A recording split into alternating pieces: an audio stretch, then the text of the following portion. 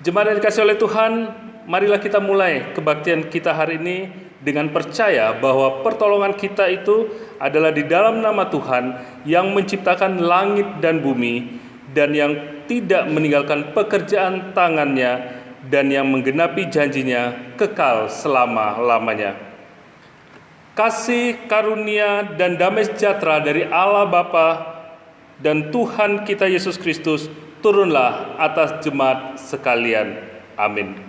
Jemaat yang dikasihi oleh Tuhan, sebagai sabda awal firman Tuhan hari ini saya ambil dari kitab Nahum pasal yang pertama ayat yang ke-7 yang menyatakan demikian. Tuhan itu baik.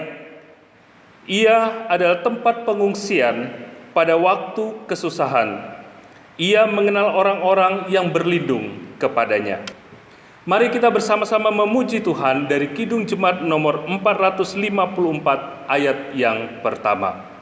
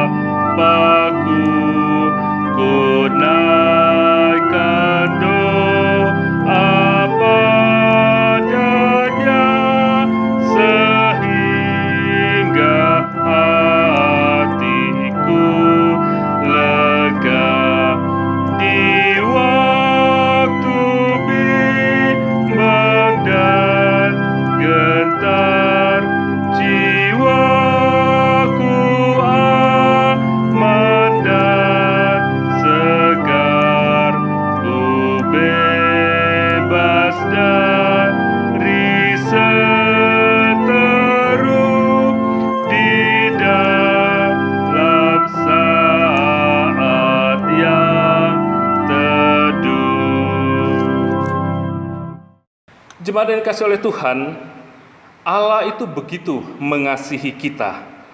Karena itu Dia pun memberikan hukum kasih sebagaimana yang dinyatakan demikian.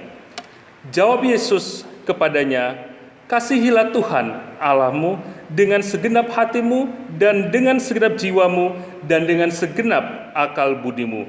Itulah hukum yang terutama dan yang pertama. Dan hukum yang kedua yang sama dengan itu ialah kasihilah sesamamu seperti dirimu sendiri. Pada kedua hukum inilah tergantung seluruh hukum Taurat dan kitab para nabi. Jemaat, hukum Tuhan harus kita lakukan dengan sempurna. Namun kita sadar bahwa memang tidak mudah melakukan hukum Tuhan itu dengan sempurna. Karena sengaja atau tidak, kita seringkali melanggar kehendak Tuhan. Dan tentu saja dosa-dosa kita itu tidak dapat kita sembunyikan dari hadapan Tuhan. Oleh karena itu mari bersama-sama kita dengan kerendahan hati kita mengaku dosa dan kesalahan kita pada Tuhan dan kita mohon pengampunan daripadanya. Mari kita satu dalam doa. Bapa kami dalam surga, Bapa yang mengasihi kami bersyukur atas kebaikan dan kesetiaan-Mu dalam menyertai dan memelihara setiap perjalanan hidup kami, hingga kami boleh ada sebagaimana kami ada saat ini. Namun kami sadar bahwa kebaikan dan kesetiaan yang Engkau tunjukkan kepada kami seringkali tidak diikuti dengan kesetiaan kami untuk hidup sesuai dengan apa yang Tuhan inginkan. Seringkali kami justru mengecewakan hati-Mu dengan cara hidup kami yang tidak memuliakan Engkau. Kami tidak dapat menjalani hidup yang menjadi teladan dan berkat bagi orang lain. Bahkan sebaliknya, kami seringkali menjadi batu sandungan bagi mereka melalui perkataan, perbuatan, dan juga tingkah laku kami. Karena itu Tuhan, dengan segala kerendahan hati, saat ini kami datang kepadamu dan mengakui segala dosa dan kesalahan kami. Kami mohon kiranya Engkau berkenan mengampuni kami ya Tuhan. Terima kasih Tuhan atas anugerah pengampunan yang senantiasa Engkau sediakan bagi kami. Dan kami mohon supaya dalam perjalanan kehidupan kami selanjutnya, Engkau berkenan mengingatkan dan juga memberikan kekuatan kepada kami untuk mewujudkan kehendak-Mu dalam perjalanan hidup kami. Di dalam nama Tuhan Yesus Kristus kami berdoa. Amin. Jemaat yang dikasihi oleh Tuhan, setelah kita mengakui dosa kita dan mohon pengampunan daripada Tuhan, maka sekarang dengarkanlah berita anugerah yang diambil dalam kitab Mazmur pasal 86 ayat yang kelima yang menyatakan demikian. Sebab Engkau, ya Tuhan, baik dan suka mengampuni dan berlimpah kasih setia bagi semua orang yang berseru kepadamu. Mari kita kembali memuji Tuhan dari Kidung Jemaat nomor 344 ayat yang pertama.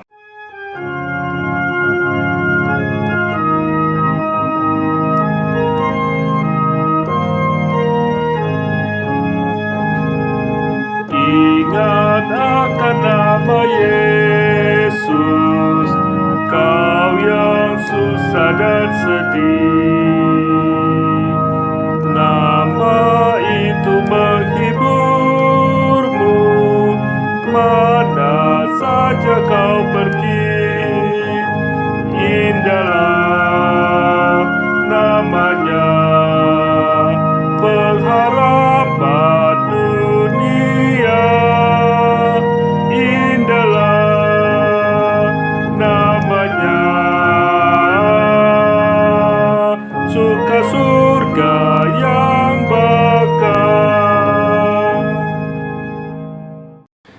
Jemaat yang dikasihi oleh Tuhan, sampai saat ini kita masih prihatin dengan apa yang dialami negara kita.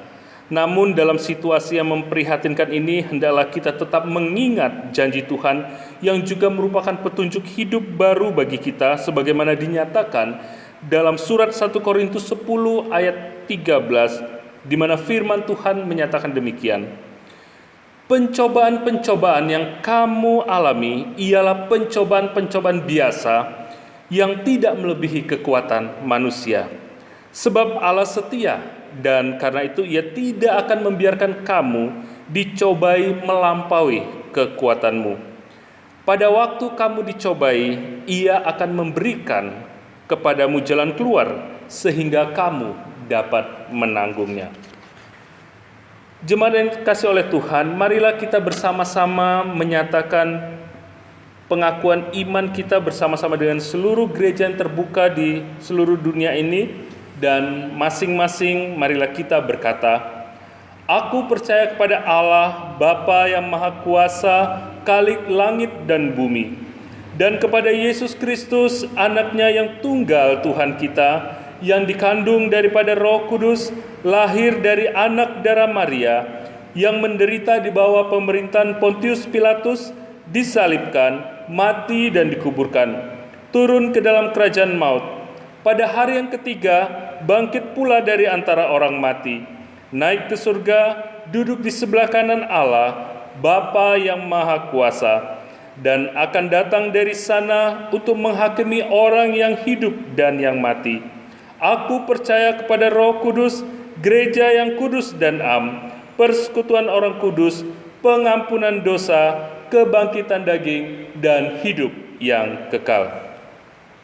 Jemaat, mari kembali kita bersama-sama memuji Tuhan dari Kidung Jemaat nomor 178 ayat 1 dan ayat yang kedua.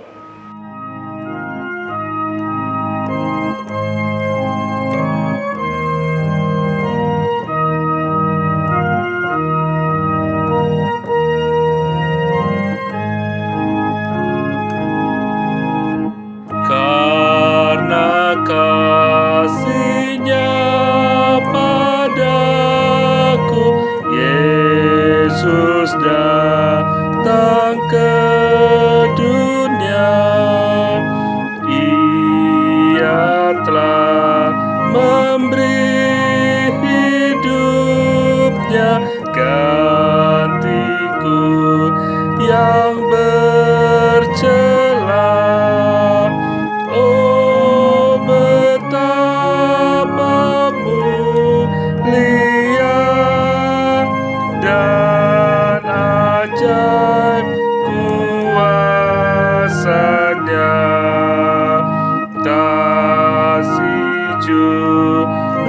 selamat dunia, menebus manusia.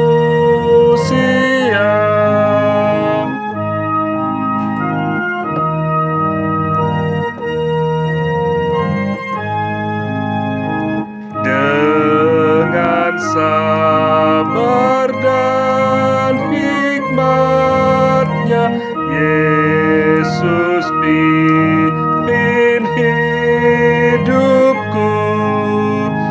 Firman dan kebenaran-Nya, itulah peganganku. Oh, betapa mulia dan ajaib kuasa-Nya, kasih Juru Selamat dunia, menebus manusia.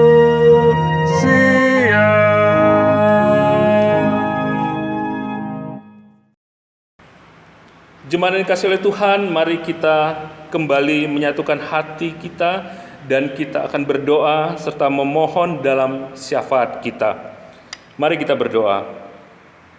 Kembali kami datang kepadamu Tuhan yang telah memberikan kekuatan kepada kami dalam menghadapi pergumulan dan juga situasi yang sedang terjadi saat ini. Sampai saat ini kami masih harus beribadah di tempat kami masing-masing. Namun kami yakin bahwa ketika Engkau tetap hadir dan memberkati kami, maka kami tetap akan merasakan sukacita dan damai sejahtera dalam ibadah kami. Dalam kesempatan ini ya Tuhan, kami mau menyerahkan gereja kami, GKJTU Jemaat Kinasih, baik yang ada di Getas, di Gentan, dan juga Kadirejo. Kami menyerahkan untuk setiap anak-anak Tuhan yang ambil bagian dalam pelayanan di tempat ini, baik sebagai pendeta, majelis, serta aktivis gereja, yang tentunya sudah Engkau pilih untuk ikut ambil bagian dalam menggumuli pelayanan di tempat ini. Kami berdoa supaya Engkau memberikan hikmat dan kebijaksanaan dan juga kesehatian dalam melakukan pelayanannya, sehingga melalui program yang dibuat dapat menolong jemaat-Mu di tempat ini untuk terus bertumbuh dalam pengenalan yang benar akan Engkau.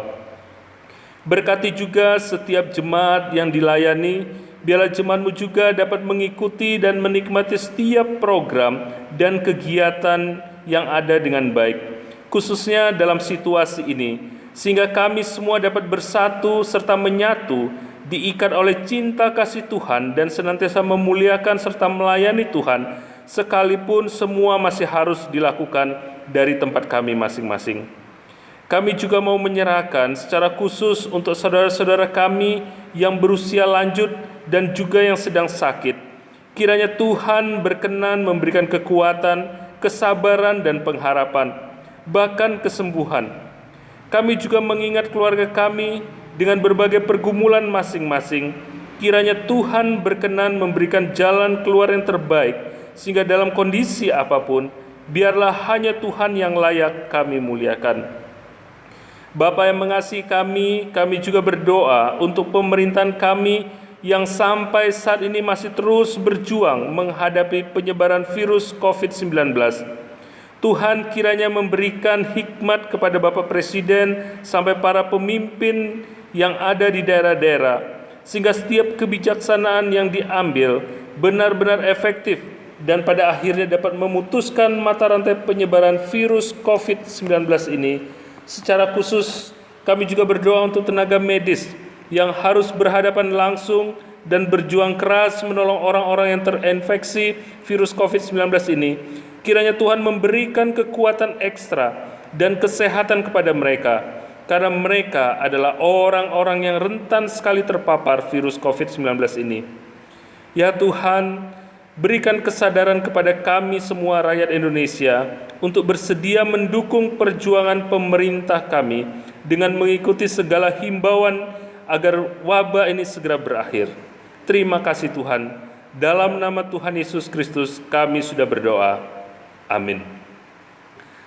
Jemaat yang dikasihi oleh Tuhan, kita semua tentu merasakan betapa besarnya kasih Allah kepada kita. Karena itu mari kita mengucap syukur kepadanya, dan ucapan syukur itu kita wujudkan dengan memberikan persembahan guna pekerjaan Tuhan dan juga kemuliaan kerajaan-Nya. Firman Tuhan dalam Injil Lukas pasal 6 ayat 38 menyatakan, "Berilah dan kamu akan diberi, suatu takaran yang baik, yang dipadatkan, yang digoncang dan yang tumpah keluar akan dicurahkan ke dalam ribaanmu. Sebab ukuran yang kamu pakai untuk mengukur akan diukurkan kepadamu." Sambil kita mengumpulkan persembahan kita, mari kita kembali memuji Tuhan dari Kidung Jemaat nomor 403 ayat yang pertama.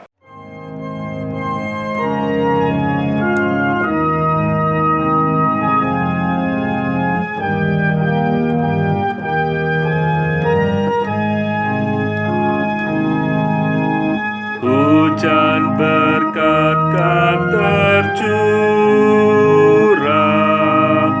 itulah janji kudus. Hidup segar dari surga kan diberi penebus.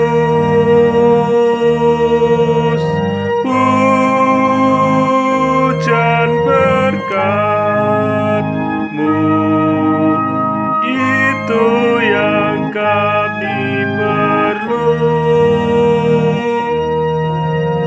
Sudah menetes berkat-Mu, biar tercurah penuh.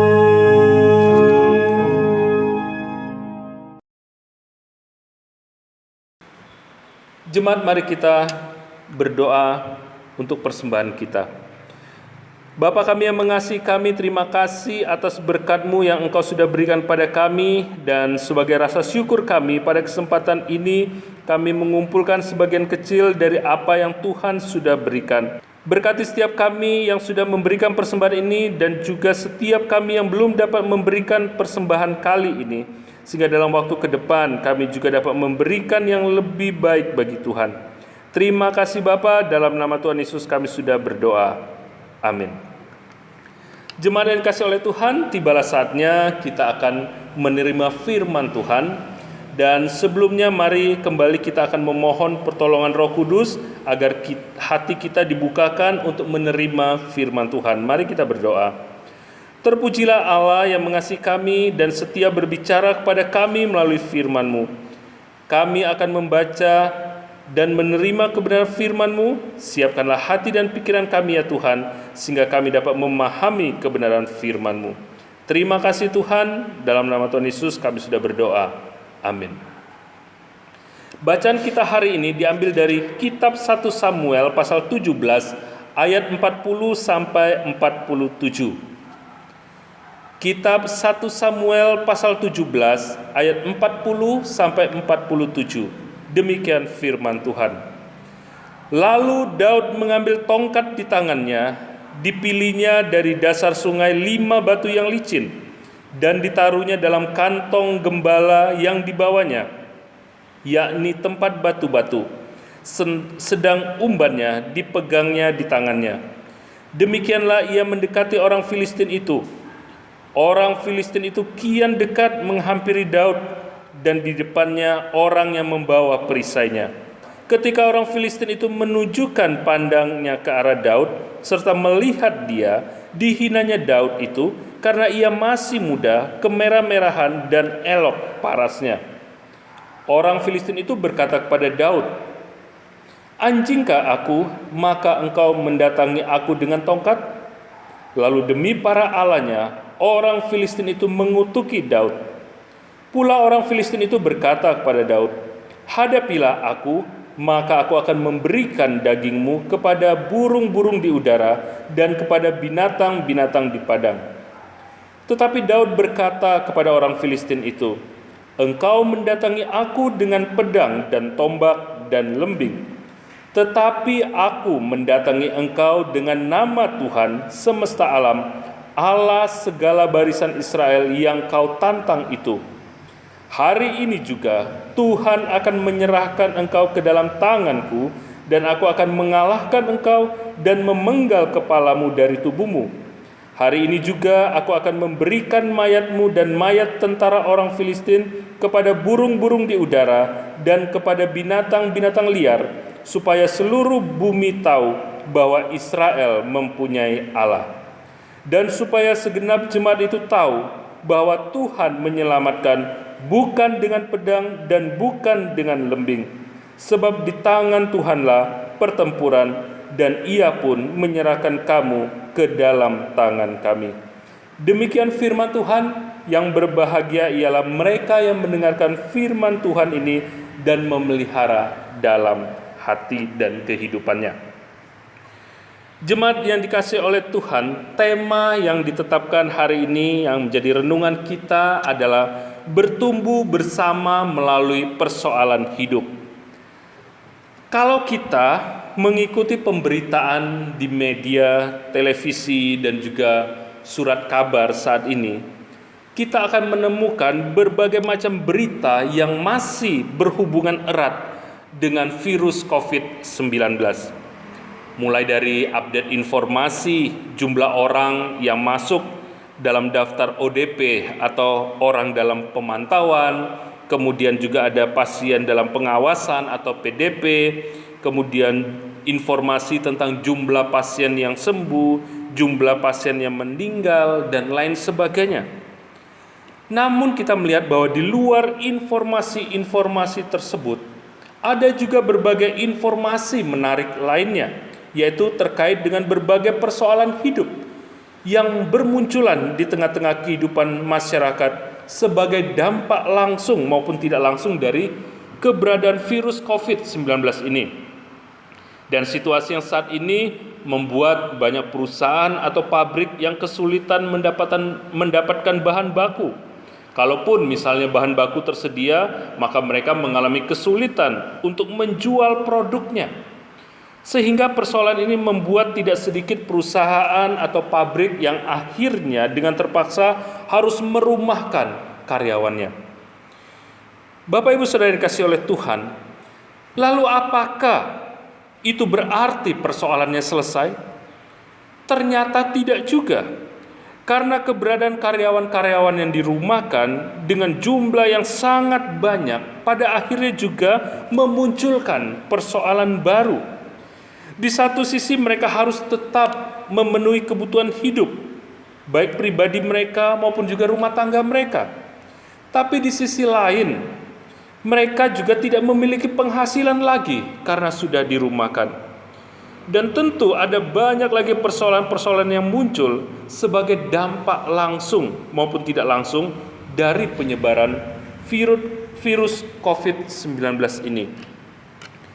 Jemaat yang dikasihi oleh Tuhan, dalam bacaan kita kali ini diceritakan tentang persoalan prajurit Israel ketika mereka harus berhadapan dengan prajurit Filistin di bawah pimpinan Goliat. Kisah ini bermula ketika Goliat yang memiliki perawakan yang tinggi besar dan juga menggunakan perlengkapan perang yang luar biasa, menantang tentara Israel untuk berhadapan dengan dia. Goliat di sini tidak menantang semua tentara Israel itu untuk berperang dengan semua tentara Filistin. Tetapi Goliat menantang mereka untuk berperang satu lawan satu. Artinya Goliat menantang salah satu dari tentara Israel itu untuk berperang dengan dia. Dia berseru kepada orang Israel agar orang Israel itu mengirimkan satu orang. Dan ketika mendengar perkataan Goliat ini, mereka semua merasa cemas. Mereka sangat ketakutan. Bagi tentara Israel, ini tentu adalah sebuah persoalan yang besar.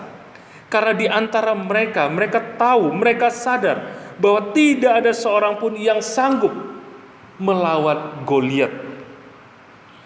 Mereka merasa bahwa Goliat yang sudah punya pengalaman perang yang luar biasa tentu tidak mudah dikalahkan. Goliat bahkan disebut sebagai pendekar dari tentara Filistin, yang menunjukkan bahwa Goliat bukanlah orang sembarangan. Dia bukan tentara yang baru kemarin sore bertarung.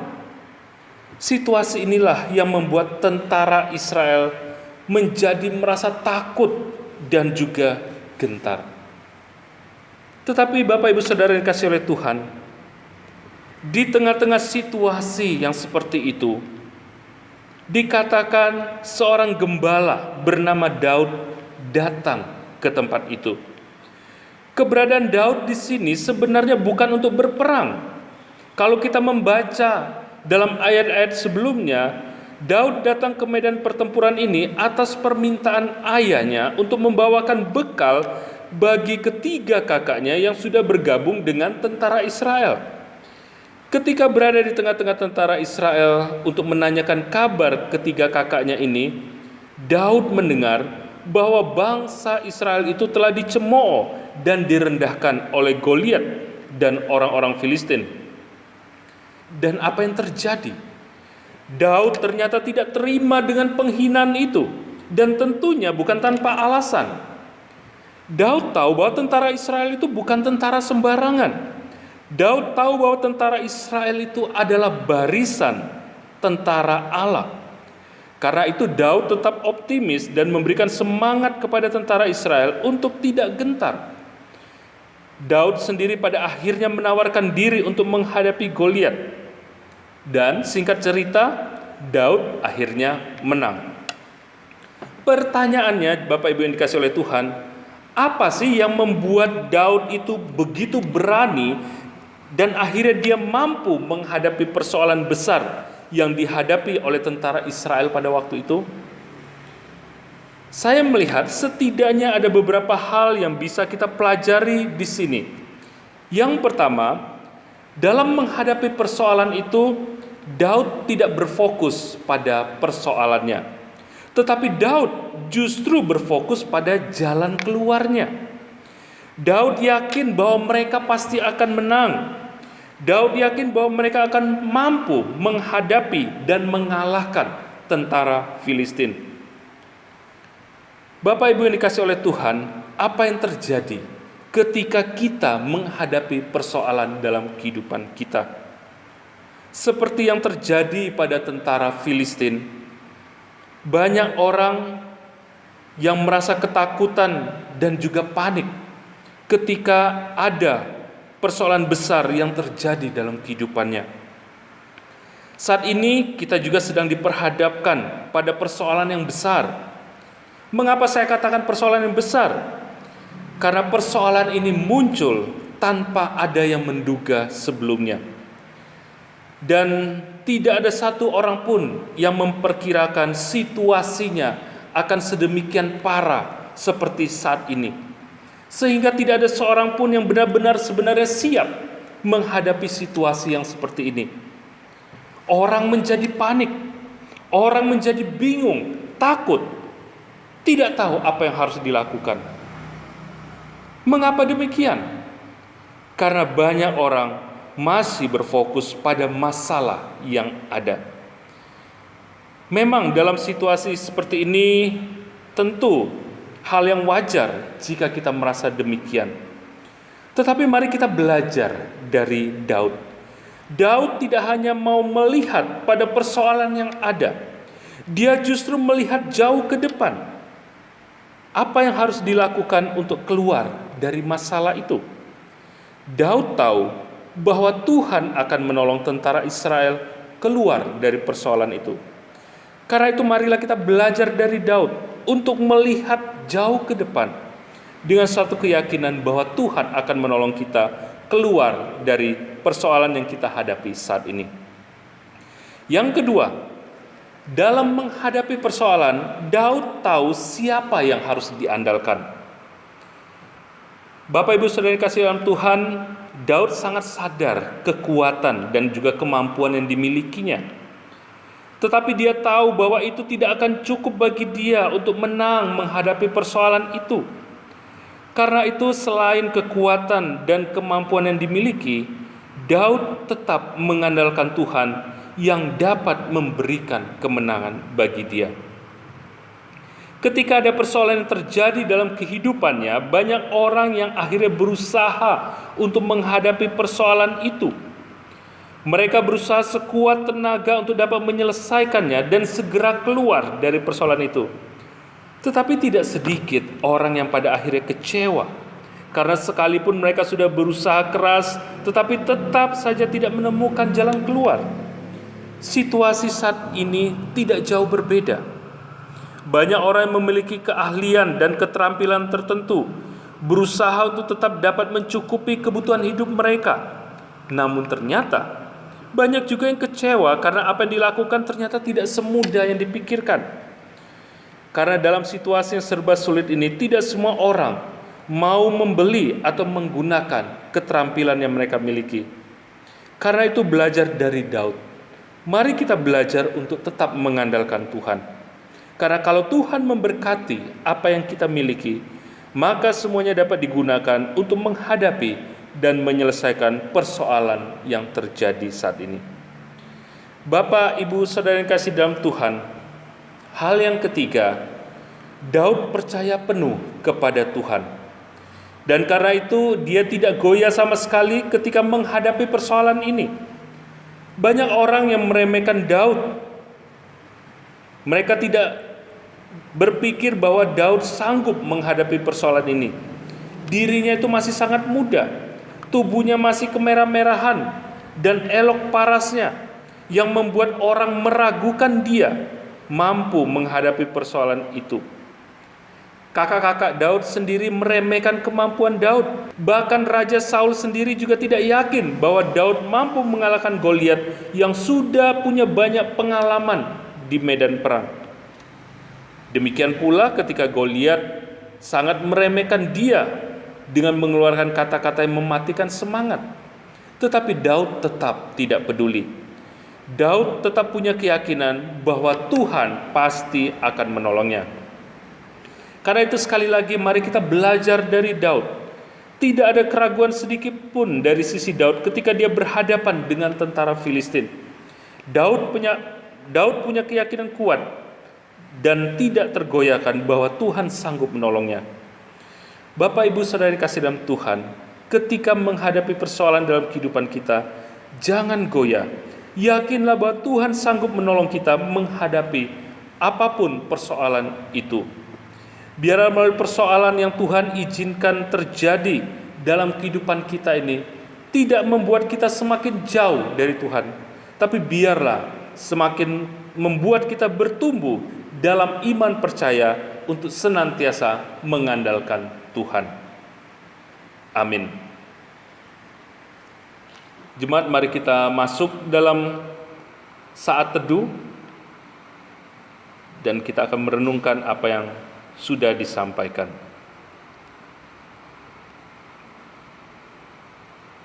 Mari kita berdoa. Bapa kami di surga, terima kasih untuk penyertaan Tuhan dalam ibadah kami, dan terima kasih juga untuk bagian firman Tuhan yang sudah kami renungkan dan menguatkan kami di dalam situasi yang kami hadapi saat ini. Kami percaya saat kami tetap bersandar kepada Tuhan, maka kami akan berhasil melalui pergumulan kami ini. Terima kasih Bapa, mampukanlah kami melakukan kebenaran firman-Mu ini dalam setiap langkah kehidupan kami sebagai orang yang percaya kepadamu.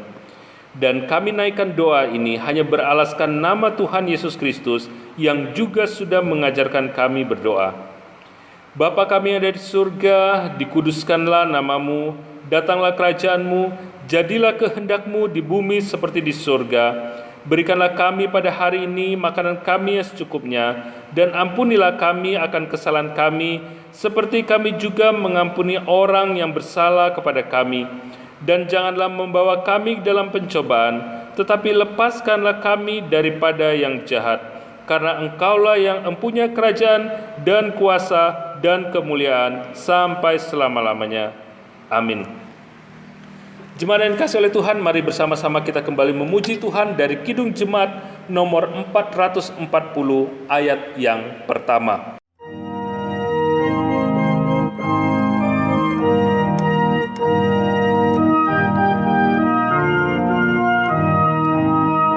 Di badai topan dunia, Tuhanlah perlindunganmu. Kendati goncang semesta, Tuhanlah perlindunganmu. Ya Yesus, gunung batu di dunia, di dunia, di dunia. Ya Yesus, gunung batu di dunia, tempat berlindung yang teguh. Jemaat yang dikasihi oleh Tuhan, mari kita mengakhiri kebaktian kita kali ini dengan damai sejahtera, dan marilah kita mengarahkan hati dan pikiran kita kepada Tuhan, serta terimalah berkat Tuhan. Tuhan memberkati saudara dan melindungi saudara. Tuhan menyinari saudara dengan wajah-Nya dan memberi saudara kasih karunia. Tuhan menghadapkan wajah-Nya kepada saudara dan memberi saudara damai sejahtera. Amin. Mari kita kembali memuji Tuhan dari Kidung Jemaat nomor 440 ayat yang kedua.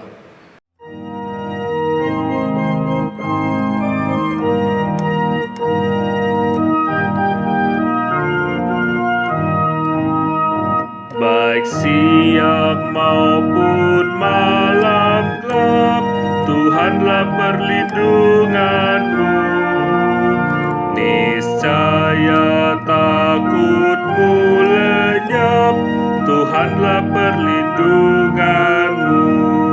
Ya Yesus, gunung batu di dunia, di dunia, di dunia. Ya Yesus, gunung batu di dunia, tempat berlindung yang teguh. Selamat hari Minggu, Tuhan memberkati.